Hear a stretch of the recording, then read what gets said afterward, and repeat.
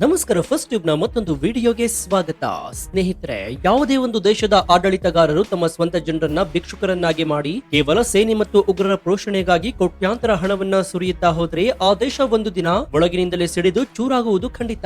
ಇದು ಕೇವಲ ಕಲ್ಪನೆಯಲ್ಲ, ಬದಲಾಗಿ ನಮ್ಮ ಪಕ್ಕದ ದೇಶ ಪಾಕಿಸ್ತಾನದಲ್ಲಿ ಇದೀಗ ಕಣ್ಣೆದುರೇ ನಡೀತಾ ಇರುವಂತಹ ಕರಾಳ ವಾಸ್ತವ. ದಶಕಗಳ ಕಾಲ ಕಾಶ್ಮೀರ ನಮ್ಮದು ಅಂತ ಸುಳ್ಳು ಬುಬ್ಬೆ ಹೊಡಿತಾ ಇದ್ದಂತಹ ಇಸ್ಲಾಮಾಬಾದ್ ನಾಯಕರ ಕೈಯಿಂದ ಇದೀಗ ಪಾಕ್ ಆಕ್ರಮಿತ ಕಾಶ್ಮೀರ ಅಂದ್ರೆ ಪಿಒಕೆ ಅಕ್ಷರಶಃ ಕಂಪ್ಲೀಟ್ ಆಗಿ ಜಾರು ಹೋಗುವ ಹಂತಕ್ಕೆ ಬಂದು ನಿಂತಿದೆ. ಪಿಒಕೆ ಭಾಗದ ಮೂಲೆ ಮೂಲೆಯಲ್ಲಿ ಇದೀಗ ಪಾಕ್ ಸರ್ಕಾರದ ವಿರುದ್ಧ ಎದ್ದಿರುವಂತಹ ಜನಸಾಗರ ಅಕ್ಷರಶಃ ಒಂದು ಬೃಹತ್ ಸುನಾಮಿಯಂತೆ ಬದಲಾಗಿದೆ. ಹೌದು, ಪಿಒಕೆ ಜನತೆ ಇದೀಗ ಪಾಕಿಸ್ತಾನದ ಸೇನೆ ಮತ್ತು ಸರ್ಕಾರದ ವಿರುದ್ಧ ಬಂಡಾಯದ ಕಹಳೆಯನ್ನು ಮೊಳಗಿಸಿದ್ದಾರೆ. ನಮಗೆ ತಿನ್ನಲು ಹಿಟ್ಟಿಲ್ಲ, ಕುಡಿಯಲು ನೀರಿಲ್ಲ ಮತ್ತು ಉರಿಯುವ ಕರೆಂಟ್ ಬಿಲ್ ಕಟ್ಟಲು ನಮ್ಮ ಬಳಿ ಹಣವಿಲ್ಲ ಅಂತ ಆಕ್ರೋಶಗೊಂಡಿರುವಂತಹ ಲಕ್ಷಾಂತರ ಜನರು ರಸ್ತೆಗಿಳಿದು ಪಾಕಿಸ್ತಾನದ ಸೇನಾ ವಾಹನಗಳಿಗೆ ಮುತ್ತಿಗೆ ಹಾಕ್ತಾ ಇದ್ದಾರೆ. ಪಾಕ್ ಸೇನೆಯನ್ನು ತಮ್ಮ ಪ್ರದೇಶದಿಂದ ಓಡಿಸಲು ಸ್ಥಳೀಯರು ಮಾಡಿರುವಂತಹ ಈ ಭಾರಿ ದೊಡ್ಡ ಹೋರಾಟ ಇಡೀ ಜಗತ್ತನ್ನೇ ಬೆರಗುಗೊಳಿಸ್ತಾ ಇದೆ. ಇದೆಲ್ಲದರ ಮಧ್ಯೆ ಭಾರತೀಯ ಸೇನೆಯು ಇದೇ ಸರಿಯಾದ ಸಮಯ ಅಂತ ಪಿಒಕೆ ಒಳಗೆ ನುಗ್ಗಿ ಆ ಜಾಗವನ್ನ ಮರಳಿ ವಶಕ್ಕೆ ಪಡೆದುಕೊಳ್ಳುವ ಭಾರಿ ದೊಡ್ಡ ಮೆಗಾ ಪ್ಲಾನ್ ರೆಡಿ ಮಾಡ್ತಾ ಇದೆಯಾ ಎನ್ನುವ ಆಘಾತಕಾರಿ ಪ್ರಶ್ನೆ ಇದೀಗ ಪಾಕಿಸ್ತಾನದ ಕರುಳನ್ನ ನಡೆಸ್ತಾ ಇದೆ. ಅಷ್ಟಕ್ಕೂ ಪಾಕ್ ಆಕ್ರಮಿತ ಕಾಶ್ಮೀರದಲ್ಲಿ ಏಕಾಏಕಿ ಲಕ್ಷಾಂತರ ಜನರು ಬೀದಿಗಿಳಿದು ಹೋರಾಟ ಮಾಡಲು ಶುರುವಾದಂತಹ ಅಸಲಿ ಕಾರಣ ಎಂಥದ್ದು? ಅವಾಮಿ ಆಕ್ಷನ್ ಕಮಿಟಿ ಎನ್ನುವಂತಹ ಸಂಘಟನೆ ಪಾಕ್ ಆಡಳಿತ ಯಂತ್ರವನ್ನ ಕಂಪ್ಲೀಟ್ ಆಗಿ ಸ್ತಬ್ಧಗೊಳಿಸಿದ ಆ ಡೆಡ್ಲಿ ರಹಸ್ಯವೇನು? ಮುಗ್ಧ ಹೋರಾಟಗಾರರನ್ನ ಹತ್ತಿಕ್ಕಲು ಪಾಕಿಸ್ತಾನ ರೇಂಜರ್ಸ್ ಪಡೆಗಳು ಮಾಡಿದ ಅಭೀಕರ ಆಕ್ರಮಣದ ಕರಾಳ ಸನ್ನಿವೇಶ ಹೇಗಿತ್ತು? ಈ ಬಿಕ್ಕಟ್ಟಿನ ಲಾಭ ಪಡೆದು ಭಾರತವು ಪಿಒಕೆಯನ್ನ ತನ್ನ ತೆಕ್ಕೆಗೆ ತೆಗೆದುಕೊಳ್ಳಲು ನವದೆಹಲಿಯಲ್ಲಿ ನಡೆಸಿದಂತಹ ಡಿಪ್ಲೊಮ್ಯಾಟಿಕ್ ಮತ್ತು ಮಿಲಿಟರಿ ರಣತಂತ್ರ ಎಂಥದ್ದು? ಭಾರತದ ಒಂದು ಸೈಲೆಂಟ್ ನಡೆಯಿಂದ ಚೀನಾ ದೇಶವು ವಿಪರೀತ ಪ್ಯಾನಿಕ್ ಆಗಲು ಕಾರಣವೇನು? ಬನ್ನಿ ಇವತ್ತಿನ ಎಕ್ಸ್ಕ್ಲೂಸಿವ್ ಡೀಟೇಲ್ ರಿಪೋರ್ಟ್ ನಲ್ಲಿ ಪಿಒಕೆ ಬಿಕ್ಕಟ್ಟಿನ ಕರಾಳ ವಾಸ್ತವ ಮತ್ತು ನವ ಭಾರತದ ಮುಂದಿರುವಂತಹ ಐತಿಹಾಸಿಕ ಅವಕಾಶದ ಪ್ರತಿಯೊಂದು ರೋಚಕ ಮಾಹಿತಿಯನ್ನ ಇವತ್ತಿನ ಈ ವಿಡಿಯೋದಲ್ಲಿ ನೋಡೋಣ. ಆದ್ರೆ ಅದಕ್ಕೂ ಮುನ್ನ ಭಾರತದ ಪಿಒಕೆಯನ್ನ ಕಬಳಿಸಿರುವಂತಹ ಪಾಕಿಸ್ತಾನದಿಂದ ಮತ್ತೆ ಪಿಒಕೆಯನ್ನ ಭಾರತ ಮರಳಿ ಪಡೆಯಬೇಕು ಅಂತ ನಿಮ್ಗನ್ಸಿದ್ರೆ ಜೈ ಭಾರತ್ ಅಂತ ಕಮೆಂಟ್ ಮಾಡಿ ಹಾಗೂ ವಿಡಿಯೋಗೆ ಲೈಕ್ ಕೊಡಿ. ಸ್ನೇಹಿತರೆ, ಈ ಭಾರಿ ದೊಡ್ಡ ಜಿಯೋಪೊಲಿಟಿಕಲ್ ಮಹಾಕದನದ ಅಸಲಿ ಆಳ ನಿಮ್ಗೆ ಅರ್ಥ ಆಗ್ಬೇಕಾದ್ರೆ ನೀವು ಮೊದಲು ಪಾಕ್ ಆಕ್ರಮಿತ ಕಾಶ್ಮೀರದ ಜನರ ಬದುಕಿನಲ್ಲಿ ಎದುರಾಗಿರುವಂತಹ ಅಭೀಕರ ಆರ್ಥಿಕ ಬಿಕ್ಕಟ್ಟನ್ನ ಕಂಪ್ಲೀಟ್ ಆಗಿ ಅರ್ಥ ಮಾಡ್ಕೊಳ್ಬೇಕಾಗುತ್ತೆ. ಪಿಒಕೆ ಮತ್ತು ಗಿಲ್ಕಿಟ್ ಬಾಲ್ಟಿಸ್ತಾನ್ ಪ್ರದೇಶದಲ್ಲಿ ಜನರಿಗೆ ದಿನನಿತ್ಯದ ಅಗತ್ಯ ಗೋಧಿ ಹಿಟ್ಟಿನ ಬೆಲೆ ಗಗನಕ್ಕೇರಿದೆ. ಪಾಕಿಸ್ತಾನ ಸರ್ಕಾರವು ಇಷ್ಟು ದಿನ ಅಲ್ಲಿನ ಜನರಿಗೆ ಕೊಡ್ತಾ ಇದ್ದಂತಹ ಸಬ್ಸಿಡಿಯನ್ನ ಏಕಾಏಕಿ ಕಟ್ ಮಾಡಿದೆ. ಒಂದು ಮೂಟೆ ಹಿಟ್ಟಿಗಾಗಿ ಜನರು ರಸ್ತೆಗಳಲ್ಲಿ ಕಿತ್ತಾಡುವಂತಹ ಕರುಣಾಜನಕ ಪರಿಸ್ಥಿತಿ ನಿರ್ಮಾಣವಾಗಿದೆ. ಕೇವಲ ಗೋಧಿ ಹಿಟ್ಟು ಮಾತ್ರವಲ್ಲದೆ ವಿದ್ಯುತ್ ಬಿಲ್ ಕೂಡ ಅಲ್ಲಿನ ಜನರಿಗೆ ಸಿಡಿಲಿನಂತೆ ಅಪ್ಪಳಿಸಿದೆ. ತಮ್ಮದೇ ಪ್ರದೇಶದಲ್ಲಿ ನೂರಾರು ಡ್ಯಾಂಗಳನ್ನ ಕಟ್ಟಿ ಉತ್ಪಾದನೆಯಾಗುವಂತಹ ವಿದ್ಯುತ್ ಅನ್ನ ಪಾಕಿಸ್ತಾನದ ಪಂಜಾಬ್ ಪ್ರಾಂತ್ಯಕ್ಕೆ ಉಚಿತವಾಗಿ ಕಳುಹಿಸಿ ಪಿಒಕೆ ಜನರಿಗೆ ಮಾತ್ರ 10,000 ರೂಪಾಯಿಗಳ ದುಬಾರಿ ಬಿಲ್ ಕಟ್ಟಲು ನೋಟಿಸ್ ಕೊಡಲಾಗ್ತಾ ಇದೆ. ಈ ತಾರತಮ್ಯವೇ ಇಂದು ಭಾರಿ ದೊಡ್ಡ ಜ್ವಾಲಾಮುಖಿಯಾಗಿ ಸ್ಫೋಟಗೊಂಡಿದೆ.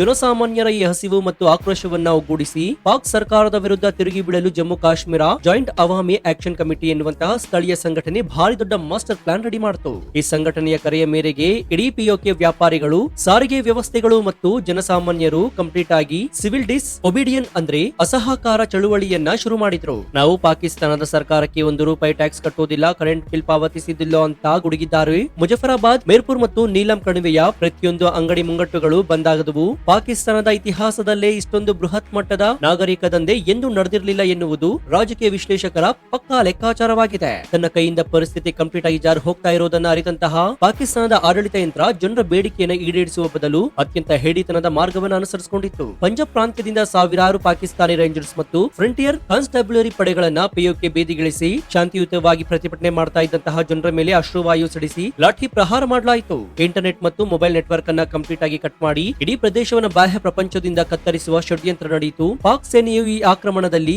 ಅನೇಕ ಮುಗ್ಧ ಹೋರಾಟಗಾರರು ತಮ್ಮ ಉಸಿರು ಚೆಲ್ಲುವಂತಹ ಅತ್ಯಂತ ಕರುಣಾಜನಕ ಸನ್ನಿವೇಶಗಳು ಇಲ್ಲಿ ನಿರ್ಮಾಣವಾಯಿತು. ಆದ್ರೆ ಈ ಹೋರಾಟದಲ್ಲಿ ನಡೆದಂತಹ ಅತ್ಯಂತ ಅಚ್ಚರಿಯ ಮತ್ತು ಪಾಕ್ ಸರ್ಕಾರವನ್ನ ಬೆಚ್ಚಿ ಬೀಳಿಸುವ ಘಟನೆ ಅಂದ್ರೆ ಸ್ಥಳೀಯ ಪಿಒಕೆ ಪೊಲೀಸರ ನಡೆ. ಯಾವಾಗ ಪಾಕಿಸ್ತಾನದ ರೇಂಜರ್ಸ್ ಗಳು ಬಂದು ಸ್ಥಳೀಯರ ಮೇಲೆ ದಬ್ಬಾಳಿಕೆ ಮಾಡಲು ಶುರು ಮಾಡಿದ್ರು, ಆಗ ಅಲ್ಲಿನ ಸ್ಥಳೀಯ ಪೊಲೀಸರು ರೇಂಜರ್ಸ್ ಗಳ ಆದೇಶವನ್ನ ಪಾಲಿಸಲು ಕಂಪ್ಲೀಟ್ ಆಗಿ ನಿರಾಕರಿಸಿದ್ರು. ನಮ್ಮದೇ ಅಣ್ಣ ತಮ್ಮಂದಿರ ಮೇಲೆ ನಾವು ಕೈ ಮಾಡೋದಿಲ್ಲ ಎಂದು ಅವರು ಜನಸಾಮಾನ್ಯರ ಜೊತೆ ನಿಂತ್ಕೊಳ್ತಾರೆ. ಪಾಕ್ ಸೇನೆ ಮತ್ತು ಸ್ಥಳೀಯ ಪೊಲೀಸರ ನಡುವೆಯೇ ಪರಸ್ಪರ ಘರ್ಷಣೆ ನಡೆಯುವಂತಹ ಹಂತಕ್ಕೆ ಪರಿಸ್ಥಿತಿ ವಿಕೋಪಕ್ಕೆ ಹೋಗಿತ್ತು. ಇದು ಪಾಕಿಸ್ತಾನದ ಆಡಳಿತ ವ್ಯವಸ್ಥೆ ಒಳಗಿನಿಂದಲೇ ಎಷ್ಟು ಟೊಳ್ಳಾಗಿದೆ ಅನ್ನೋದನ್ನ ಇಡೀ ಜಗತ್ತಿಗೆ ಬಟಾಬಯಲು ಮಾಡಿದೆ. ಪಿಒಕೆ ಬೀದಿಯಲ್ಲಿ ಪ್ರತಿಭಟನಾಕಾರರು ಪಾಕಿಸ್ತಾನದ ಧ್ವಜಗಳನ್ನ ಸುಟ್ಟು ಹಾಕಿ ಭಾರತ ತ್ರಿವರ್ಣ ಧ್ವಜವನ್ನ ಪ್ರದರ್ಶನ ಮಾಡ್ತಾ ಇರುವಂತಹ ಅನೇಕ ವಿಡಿಯೋ ತುಣುಕುಗಳು ಸೋಷಿಯಲ್ ಮೀಡಿಯಾದಲ್ಲಿ ವೈರಲ್ ಆಗ್ತಾ ಇವೆ. ನಮಗೆ ಪಾಕಿಸ್ತಾನ ಬೇಡ, ನಾವು ಭಾರತ ಜೊತೆ ಸೇರ್ತೀವಿ ಎನ್ನುವ ಘೋಷಣೆಗಳು ಮುಗಿಲು ಮುಟ್ಟಿವೆ. ಗಡಿಯಾಚೆಗಿನ ಭಾರತೀಯ ಕಾಶ್ಮೀರದಲ್ಲಿ ನಡೀತಾ ಇರುವಂತಹ ಅದ್ಭುತವಾದ ಅಭಿವೃದ್ಧಿ, ಹೊಸ ಆಸ್ಪತ್ರೆಗಳು ಮತ್ತು ಸ್ಮಾರ್ಟ್ ಸಿಟಿಗಳನ್ನು ನೋಡಿರುವಂತಹ ಪಿಒಕೆ ಜನರಿಗೆ ಪಾಕಿಸ್ತಾನದ ಅಸಲಿ ನರಕದ ಮುಖವಾಡ ಕಂಪ್ಲೀಟ್ ಆಗಿ ಅರ್ಥವಾಗಿದೆ.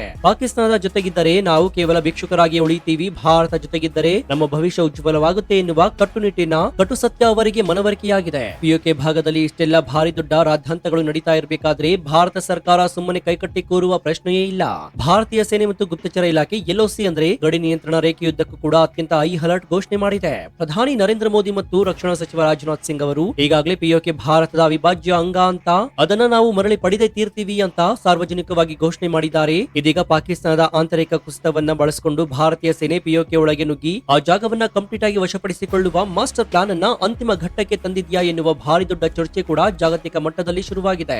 ಇಷ್ಟು ವರ್ಷಗಳ ಕಾಲ ಪಾಕಿಸ್ತಾನ ವಿಶ್ವಸಂಸ್ಥೆಗೆ ಹೋದಾಗಲ್ಲ ಕಾಶ್ಮೀರದ ಮಾನವ ಹಕ್ಕುಗಳ ಬಗ್ಗೆ ಉದ್ದುದ್ದ ಭಾಷಣವನ್ನ ಬಿಗಿತಾ ಇತ್ತು. ಆದ್ರೆ ಇಂದು ಅದೇ ವಿಶ್ವಸಂಸ್ಥೆಯ ಮುಂದೆ ಪಾಕಿಸ್ತಾನ ಕಂಪ್ಲೀಟ್ ಆಗಿ ಬೆತ್ತಲಾಗಿದೆ. ಪಿಒಕೆಯಲ್ಲಿ ಆ ದೇಶ ಮಾಡ್ತಾ ಇರುವ ದೌರ್ಜನ್ಯವನ್ನ ಇಡೀ ಪ್ರಪಂಚ ಕಣ್ಣೆದುರೇ ನೋಡ್ತಾ ಇದೆ. ಅಮೆರಿಕ, ಯುರೋಪ್ ಮತ್ತು ಇಸ್ಲಾಮಿಕ್ ರಾಷ್ಟ್ರಗಳು ಕೂಡ ಪಾಕಿಸ್ತಾನದ ಈ ಕಪಟ ನಾಟಕವನ್ನ ನೋಡಿ ಕಂಪ್ಲೀಟ್ ಆಗಿ ಸೈಲೆಂಟ್ ಆಗಿವೆ. ಜಾಗತಿಕ ವೇದಿಕೆಯಲ್ಲಿ ಪಾಕಿಸ್ತಾನವನ್ನ ಯಾರು ನಂಬುವ ಸ್ಥಿತಿಯಲ್ಲಿ ಇಲ್ಲ ಎನ್ನುವುದು ಭಾರತ ವಿದೇಶಾಂಗ ನೀತಿಗೆ ಸಿಕ್ಕಂತಹ ಅತಿದೊಡ್ಡ ವಿಜಯವಾಗಿದೆ. ಪಿಒಕೆ ದಂಗೆಯಿಂದ ಪಾಕಿಸ್ತಾನಕ್ಕಿಂತ ಅತಿ ಹೆಚ್ಚು ಆತಂಕಗೊಂಡಿರುವುದು ಅದರ ಆಲ್ ವೆದರ್ ಫ್ರೆಂಡ್ ಆಗಿರುವಂತಹ ಡ್ರ್ಯಾಗನ್ ರಾಷ್ಟ್ರ ಚೀನಾ ಪಾಕಿಸ್ತಾನ ಎಕನಾಮಿಕ್ ಕಾರಿಡಾರ್ ಅಂದ್ರೆ ಸಿಪಿಇಸಿ ಯೋಜನೆ ಹಾದು ಹೋಗುವುದೇ ಇದೇ ಗಿಲ್ಗಿಟ್ ಬಾಲ್ಟಿಸ್ತಾನ್ ಮತ್ತು ಪಿಒಕೆ ಭಾಗದಲ್ಲಿ. ಅಲ್ಲಿನ ಜನರೇ ಚೀನಾದ ವಿರುದ್ಧ ರೊಚ್ಚೆಗೆದ್ದಿದ್ದಾರೆ. ನಮ್ಮ ಭೂಮಿಯನ್ನ ಕಸಿದು ಚೀನಾಕ್ಕೆ ಕೊಡ್ತಾ ಇದ್ದೀರಿ ಅಂತ ಆಕ್ರೋಶ ವ್ಯಕ್ತಪಡಿಸಿದ್ದಾರೆ. ಬಿಲಿಯನ್ ಗಟ್ಟಲೆ ಡಾಲರ್ ಹಣ ಸುರಿತಾ ಇರುವಂತಹ ಚೀನಾಕ್ಕೆ ಈಗ ತನ್ನ ಪ್ರಾಜೆಕ್ಟ್ ಕಂಪ್ಲೀಟ್ ಆಗಿ ಮಣ್ಣು ಪಾಲಾಗುವ ಭೀಕರ ಭಯ ಕೂಡ ಶುರುವಾಗಿದೆ. ಚೀನಿ ಇಂಜಿನಿಯರ್ಗಳು ಪ್ರಾಣ ಭಯದಿಂದ ಪಾಕಿಸ್ತಾನ ಬಿಟ್ಟು ಓಡಿ ಹೋಗ್ತಾ ಇರುವುದು ಡ್ರ್ಯಾಗನ್ ಅಹಂಕಾರವನ್ನ ಅಕ್ಷರಶಃ ಧೂಳಿಪಟ ಮಾಡಿದೆ. ಭಾರತೀಯ ಸೇನೆ ತಕ್ಷಣವೇ ಪಿಒಕೆ ಒಳಗೆ ನುಗ್ಗದಿದ್ರು ಭಾರತದ ಪ್ರಸ್ತುತ ನಡೆಯೇ ಶತ್ರುವಿಗೆ ಅತಿದೊಡ್ಡ ಸಿಂಹ ಸ್ವಪ್ನವಾಗಿದೆ. ನವದೆಹಲಿಯು ಸ್ಟ್ರಾಟಜಿಕ್ ಪೇಷನ್ಸ್ ಅಂದ್ರೆ ಆಯಕಟ್ಟಿನ ತಾಳ್ಮೆ ಯಂತ್ರವನ್ನ ಬಳಸ್ತಾ ಇದೆ. ಪಾಕಿಸ್ತಾನವು ಆಂತರಿಕವಾಗಿ ಸಂಪೂರ್ಣವಾಗಿ ಕುಸಿದು ಬೀಳೋವರೆಗೂ ಭಾರತ ಕಾಯ್ತಾ ಇದೆ. ಶತ್ರುವು ತನ್ನಷ್ಟಕ್ಕೆ ತಾನೇ ರಕ್ತಹೀನತೆಯಿಂದ ಬಳಲ್ತಿರ್ಬೇಕಾದ್ರೆ ನಾವು ಶಸ್ತ್ರಾಸ್ತ್ರ ಬಳಸುವಂತಹ ಅಗತ್ಯ ಇರುವುದಿಲ್ಲ. ಪಾಕಿಸ್ತಾನ ಕಂಪ್ಲೀಟ್ ಆಗಿ ದಿವಾಳಿಯಾದಾಗ ಪಿಒಕೆ ತನ್ನಷ್ಟಕ್ಕೆ ತಾನೇ ಭಾರತ ಮಡಿಲಿಗೆ ಬಂದು ಬೀಳುವ ಅತ್ಯಂತ ಚಾಣಾಕ್ಷ ಮತ್ತು ರಕ್ತರಹಿತ ಕಾರ್ಯಾಚರಣೆಯ ಬ್ಲೂ ಪ್ರಿಂಟ್ ದೆಹಲಿಯಲ್ಲಿ ರೆಡಿಯಾಗಿದೆ. ವೀಕ್ಷಕರೇ, ಮುಂಬರುವ ದಿನಗಳಲ್ಲಿ ಪಾಕಿಸ್ತಾನದ ಈ ಆಂತರಿಕ ಬಿಕ್ಕಟ್ಟು ದಕ್ಷಿಣ ಏಷ್ಯಾದ ಭೌಗೋಳಿಕ ಭೂಪಟವನ್ನೇ ಕಂಪ್ಲೀಟ್ ಆಗಿ ಬದಲಾಯಿಸುವ ಎಲ್ಲಾ ಸ್ಪಷ್ಟ ಲಕ್ಷಣಗಳು ಕೂಡ ಇದೆ. ಕೇವಲ ಪಿಒಕೆ ಮಾತ್ರವಲ್ಲದೆ ಬಲೂಚಿಸ್ತಾನ್ ಮತ್ತು ಸಿಂಧ್ ಪ್ರಾಂತ್ಯದಲ್ಲೂ ಕೂಡ ಪಾಕಿಸ್ತಾನದಿಂದ ಪ್ರತ್ಯೇಕ ಬೇಕು ಎನ್ನುವಂತಹ ಹೋರಾಟ ತಾರಕಕ್ಕೇರಿದೆ. 1971ರಲ್ಲಿ ಬಾಂಗ್ಲಾದೇಶ ಹೇಗೆ ಬೇರ್ಪಡ್ತೋ ಅದೇ ರೀತಿಯಲ್ಲಿ ಪಾಕಿಸ್ತಾನ 3-4 ತುಂಡುಗಳಾಗಿ ಒಡೆದು ಹೋಗುವ ದಿನಗಳು ಬಹಳ ದೂರವಿಲ್ಲ ಎನ್ನುವುದು ಜಾಗತಿಕ ರಕ್ಷಣಾ ತಜ್ಞರ ಪಕ್ಕಾ ಲೆಕ್ಕಾಚಾರವಾಗಿದೆ. ಇಂತಹ ಐತಿಹಾಸಿಕ ಘಟನೆಗಳು ನಡೀತಿರ್ಬೇಕಾದ್ರೆ ಪ್ರತಿಯೊಬ್ಬ ಭಾರತೀಯನು ಕೂಡ ನಮ್ಮ ಸೇನೆ ಮತ್ತು ಸರ್ಕಾರದ ನಿರ್ಧಾರಗಳ ಬೆಂಬಲಕ್ಕೆ ಬಂಡಿಯಂತೆ ನಿಲ್ಬೇಕಾಗುತ್ತೆ. ಅಖಂಡ ಭಾರತದ ಕನಸನ್ನು ಸಾಕಾರಗೊಳಿಸಲು ಇದೊಂದೇ ಸುವರ್ಣಾವಕಾಶ. ಸೋಷಿಯಲ್ ಮೀಡಿಯಾದಲ್ಲಿ ನಮ್ಮ ದೇಶದ ಶಕ್ತಿಯನ್ನ ಪ್ರದರ್ಶನ ಮಾಡ್ತಾ ಇರುವುದು ಮತ್ತು ಶತ್ರುಗಳ ಕುತಂತ್ರಗಳನ್ನ ಬಯಲು ಮಾಡುವ ಕೆಲಸವನ್ನ ನಾವೆಲ್ಲರೂ ಕೂಡ ಜವಾಬ್ದಾರಿಯಿಂದ ಮಾಡಲೇಬೇಕಾಗತ್ತೆ. ಇದು ಕೇವಲ ಸೇನೆಯ ಕೆಲಸವಲ್ಲ, ಪ್ರತಿಯೊಬ್ಬ ಪ್ರಜೆಯೂ ಕೂಡ ಈ ಮಹಾನ್ ಕಾರ್ಯದಲ್ಲಿ ಕೈ ಜೋಡಿಸಬೇಕಾಗತ್ತೆ. ಒಟ್ಟಾರೆಯಾಗಿ ಹೇಳೋದಾದ್ರೆ ಸ್ನೇಹಿತರೆ, ಈ ಇಡೀ ಭೌಗೋಳಿಕ ಮತ್ತು ರಾಜಕೀಯ ವಿದ್ಯಮಾನವನ್ನ ಅವಲೋಕಿಸಿದಾಗ ನಮ್ಗೆ ಅರ್ಥವಾಗುವ ಒಂದು ಕಟ್ಟು ಸತ್ಯ ಏನಂದ್ರೆ, ಅನ್ಯಾಯ ಮತ್ತು ಸುಳ್ಳಿನ ಮೇಲೆ ಕಟ್ಟಿದ ಸಾಮ್ರಾಜ್ಯ ಎಂದಿಗೂ ಶಾಶ್ವತವಾಗಿ ಉಳಿಯೋದು ಅಸಾಧ್ಯ ಅನ್ನೋದು. ಯಾವ ಪಾಕಿಸ್ತಾನ ದಶಕಗಳ ಕಾಲ ಕಾಶ್ಮೀರಿ ಯುವಕರ ಕೈಗೆ ಬಂದೂಕು ಕೊಟ್ಟು ಭಾರತದ ವಿರುದ್ಧ ಎತ್ತಿಕಟ್ಟಿತ್ತೋ, ಇಂದು ಅದೇ ಪಾಕಿಸ್ತಾನ ಇಂದು ತನ್ನದೇ ಜನರ ಆಕ್ರೋಶದ ಬೆಂಕಿಯಲ್ಲಿ ಬೇಯ್ತಾ ಇದೆ. ಇದು ಅಕ್ಷರಶಃ ಸತ್ಯದ ವಿಜಯ ಮತ್ತು ಕರ್ಮದ ಅಂತಿಮ ಫಲಿತಾಂಶ. ಪ್ರಧಾನಿ ನರೇಂದ್ರ ಮೋದಿ ನೇತೃತ್ವದ ನವ ಭಾರತವು ತನ್ನ ಬಲಿಷ್ಠ ಸೇನೆ ಮತ್ತು ದೃಢವಾದಂತಹ ವಿದೇಶಾಂಗ ನೀತಿಯ ಮೂಲಕ ಪಿಒಕೆಯನ್ನ ಮರಳಿ ಪಡೆಯುವಂತಹ ಐತಿಹಾಸಿಕ ಸಂಕಲ್ಪವನ್ನ ಮಾಡಿದೆ. ಭವಿಷ್ಯದಲ್ಲಿ ಭಾರತ ತ್ರಿವರ್ಣ ಧ್ವಜ ಮುಜಫರಾಬಾದ್ ನಲ್ಲೂ ಕೂಡ ಅತ್ಯಂತ ಹೆಮ್ಮೆಯಿಂದ ರಾರಾಜಿಸುವುದು ಕಂಪ್ಲೀಟ್ ಆಗಿ ಖಚಿತ. ಪಾಕ್ ಆಕ್ರಮಿತ ಕಾಶ್ಮೀರದ ದಂಗೆ ಮತ್ತು ಭಾರತ ರಣತಂತ್ರದ ಈ ವಾಸ್ತವ ಚಿತ್ರಣವನ್ನ ಎಲ್ಲರಿಗೂ ತಲುಪುವ ಹಾಗೆ ವಿಡಿಯೋವನ್ನ ನಿಮ್ಮ ವಾಟ್ಸ್ಆಪ್ ಫೇಸ್ಬುಕ್ ಗ್ರೂಪ್ ನಲ್ಲಿ ಮರೆಯದೆ ಶೇರ್ ಮಾಡಿ. ಇದೇ ರೀತಿ ನಿಖರವಾದ ಮತ್ತು ವಿಸ್ತೃತವಾದಂತಹ ಜಿಯೋ ಪೊಲಿಟಿಕಲ್ಸ್ ಮತ್ತು ಆಂತರಿಕ ಭದ್ರತೆಯ ವಿಚಾರಗಳಿಗಾಗಿ ನಮ್ಮ ನೆಚ್ಚಿನ ಫಸ್ಟ್ ಯೂಟ್ಯೂಬ್ ಚಾನಲ್ ಅನ್ನು ಈಗಲೇ ಸಬ್ಸ್ಕ್ರೈಬ್ ಮಾಡಿಕೊಂಡು ಪಕ್ಕದಲ್ಲಿರುವಂತಹ ಬೆಲ್ ಐಕಾನ್ ಅನ್ನು ಪ್ರೆಸ್ ಮಾಡಿ. ಇದರಿಂದ ನಾವು ಹಾಕುವ ಹೊಸ ವಿಡಿಯೋಗಳ ನೋಟಿಫಿಕೇಶನ್ ಮೊದಲು ನಿಮಗೆ ಸಿಗುತ್ತೆ. ಮತ್ತೊಂದು ಕುತೂಹಲಕಾರಿ ವಿಡಿಯೋದೊಂದಿಗೆ ನಿಮ್ಮನ್ನ ಭೇಟಿ ಆಗ್ತೀನಿ. ಅಲ್ಲಿವರೆಗೂ ಎಚ್ಚರದಿಂದ ಇರಿ, ದೇಶ ವಿದೇಶದ ಆಗು ಹೋಗುಗಳನ್ನ ಗಮನಿಸ್ತಾನೆ ಇರಿ. ಇದಾಗಿತ್ತು ಈ ಕ್ಷಣದ ವಿಶೇಷ. ನೋಡ್ತಾ ಇರಿ ಫಸ್ಟ್ ಟ್ಯೂಬ್ ಕನ್ನಡ. ಧನ್ಯವಾದ.